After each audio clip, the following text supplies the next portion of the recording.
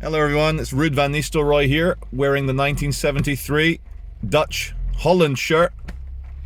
Ruud! Today, this is the Charles Veitch Tenet review, the movie review of the film Tenet. I've been a massive fan of Christopher Nolan since Memento. You guys remember that film? With Guy Pearce, who was the guy out of LA Confidential. He got his own movie. And Memento was amazing. Christopher Nolan, he's got this fixation with temporal confusion, mixing timelines, Back to the Future, Back to the Future, Back to the Future. And to launch straight into it, Tenet is his most ambitious project so far. And it's intellectual, it's highbrow, it's an amazing action movie, and I'll tell you what I respect the most about it, and this doesn't happen very often. You know, if you're a smart guy and you pay attention and you're interested in information, you can deduce many things.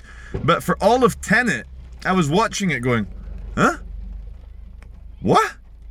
How does that work? And I didn't understand most of it. I get the plot, you know, it's and here's very minor spoilers, okay? Minor spoilers. Hero sidekick, has to save the world. Beautiful woman with son to protect comes in. Evil genius, bad man, save the world. It's a simple Hollywood plot. But the way he goes about it is phenomenal. Why am I shouting? I'm alone in the car. There's a pitter-patter of rain. I suddenly realized I was speaking like this. Without giving too much away.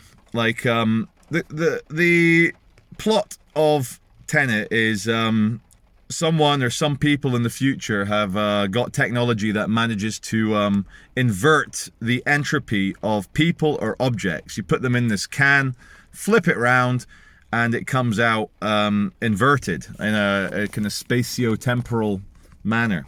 Now, if you're interested at all, or if you were interested, Richard Feynman's quantum physics lectures, they're all over YouTube. He's a fantastic physicist. There's a mouthful. Fantastic physicist who was American, and he talked a lot about quantum physics. And if you think you understand quantum physics, you do not understand quantum physics. Now, specific to Tenet, the concepts that you should maybe look up and get familiar with before you go watch the movie, if you've not seen it yet, is first of all the one electron theory, that because the electron moves at the speed of light outside of time, it is i.e. infinite, it is outside time. Basically, I think an electron going backwards in time is called a positron, and in the kind of flat plane of the present, you see it come through and, oh, an electron, oh, an electron. So look into that. Also look into the theories that dark matter, or they call it antimatter, or dark energy, antimatter, is merely matter moving backwards in time, going against our entropy as well. And the last concept, which I think is useful but not directly related to spatio-temporal concerns, whether going forwards or backwards. And again, it's only forwards or backwards from our perspective. There's nothing inherently wrong from an Einsteinian or quantum or Newtonian point of view of, you know, a kind of empty universe coalescing through matter and going back towards a Big Bang. Maybe, isn't that what it's kind of doing? Stephen Jay Gould, the scientist, says that the end of the heat death of the universe, if you take away scale, because scale's meaningless without an observer, the heat death of the universe 100 billion years from now is identical to the universe at the instant of the Big Bang. And I was like, wow, that's interesting. Very fractal,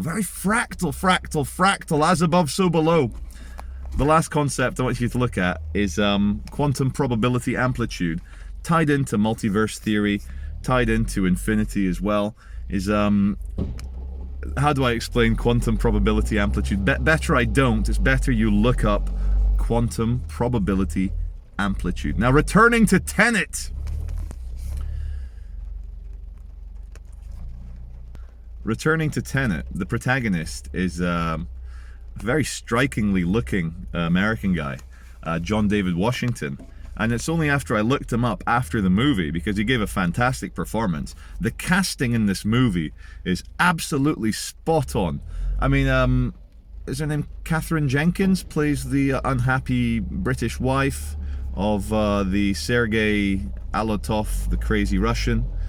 Robert Pattinson, he steals the show as the suave, heavy-drinking British spy who knows a little more than he lets on. He is the absolute star of this movie, and it puts him in a great position for his upcoming role as the Batman. I think he'll be fantastic. And if you never watched the Twilight movies, like I never did, I only know it through the memes of everyone making fun of Robert Pattinson. Well, the film Tenet, if he was like a teenage heartthrobby, oh, teenage girls love you, the film Tenet has cured his career. He is now very much an adult actor. Coming back to John David Washington, again, absolutely phenomenal performance. Really, really, really convincing as a very moral and stubborn CIA agent with a kind of sentimental inside. And it comes out, you know, other critics of this movie. I've seen The Critical Drinker, and I have to disagree with Go Away Now, Critical Drinker, because he says that there's not enough build-up of the protagonist's character in the first half hour, so you don't develop this emotional bond with him. But I disagree. It spills out, it kind of falls out of his mouth. Again, very few spoilers, but he makes a choice at the start of the movie that he'd rather die than give up his friends or break the loyalty of his CIA assets in Ukraine. And the whole movie, kind of, it's a love story of him for a British mum who has a son. So to really get into the archetype, real archetype, I guess the protagonist represents the viewer or the observer, and the mother and son represents, I guess, Mary and Jesus that he has to kind of try and protect. And it's very apparent, the angelic mother, and you see the suffering. It reminds me of what's it called, Misericordia, the Leonardo da Vinci, or is it Michelangelo sculpture of Mary holding the broken body of Jesus after he's dead and been crucified. But that kind of suffering of the female lead is very, very powerful, very realistic. And the protagonist, our man, John David Washington, American actor, absolutely spot on as the kind of hard nut, but super sentimental. And he puts himself at risk, of course, because just like the bounty hunter in Mandalorian, you see something very bad about to happen to a baby or to a boy, a child, and you're suddenly your life is forked right there. Do you save the baby, or do you just pretend it couldn't happen? Here's the thing, if you pretend it didn't happen, you'll never sleep again at night. And I think the protagonist in Tenet and the bounty hunter in Mandalorian, even though they're hard bastards, realize, man, like, you know, it's almost selfish. You gotta get a good night's sleep. You gotta save the baby. So in Tenet, it's a traditional love story. And just to go back into the science of it and the temporal confusion, they call it a temporal Cold War. And what I like about this film as well is it kind of introduces the idea of a deep state or deep world, what traditionally 10 years ago I'd call the Illuminati or the New World Order, but it introduces a military unit above nationalities, above the CIA, that this is what our protagonist gets involved with. And it's to literally save the world. It's almost like a kind of one world government military. And they explain it. There's no propaganda about it. And speaking of propaganda, you may have noticed that the lead actor in Tenet is a black man. And this film, what I love about it, it reminds me of excellent black actors in Hollywood movies before the deranged virtue signaling and social justice warrior and Black Lives Matter trying to convince us that we're all racist, nasty, horrible people. Here's the thing.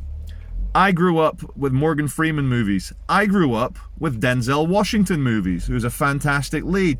And in none of their movies was it like, oh, let's give this to a black man, let's appease the They got the roles because they were the best man for the job, regardless of their race.